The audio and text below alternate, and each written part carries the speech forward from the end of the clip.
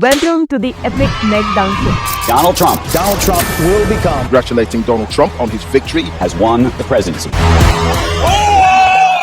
Donald Trump's victory in the recently concluded US presidential elections had led to a massive meltdown of liberal ecosystem both in India and abroad. The way this ecosystem has cried foul over the loss of Kamala Harris from the US presidency, it seemed more like a personal damage to their respective narratives. For instance, let's start with our alleged journalist and liberal group first. The Pati-Patni duo of India Today journalist Rajdeep Sardesai and his wife and TMC MP Sagarika Ghosh, of course, did not look too happy with Donald Trump becoming the next US president. That's why you see how Rajdeep first called him a convicted felon.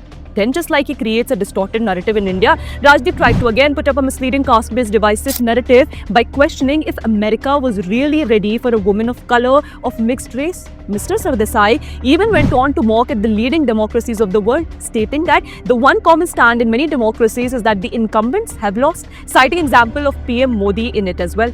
What a shame to not leave an opportunity to take a dig at your own country. Well, nevertheless, we have Rajdeep's wife and TMC MP Sagarika Ghosh, who once again opened her so-called liberal card, tweeting that America still awaits its Indira Gandhi and that 2024 and still no woman voters. Next, we have Rajdeep's fellow India Today journalist Priti Chri, who went all out in making derogatory comments at the newly elected US President Donald Trump by calling him names. First, she copied the words of his fellow Mr. Sardesai, convicted felon, then stated that it's a tad poetic that it was Trump who came in the way of America getting its first woman president, a sexual predator, while citing all this a true American dream.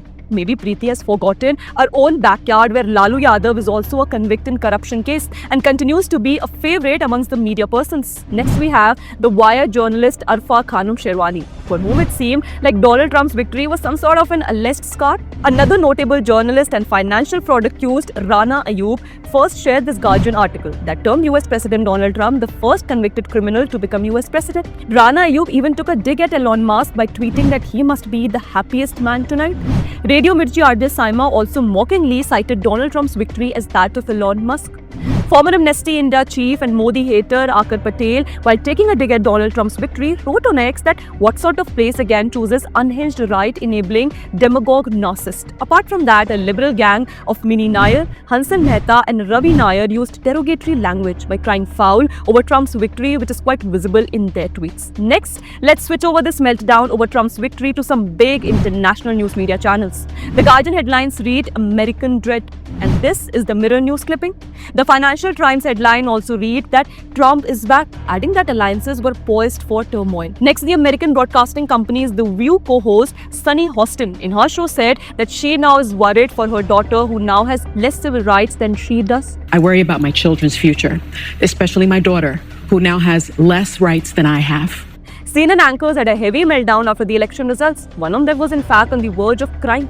Just watch their reactions here. Be people tomorrow, we're going to be handing clothes at the dry cleaners to people who don't have papers. There are going to be people who are going to be cleaning your teeth tomorrow who don't have papers. And they're terrified tonight.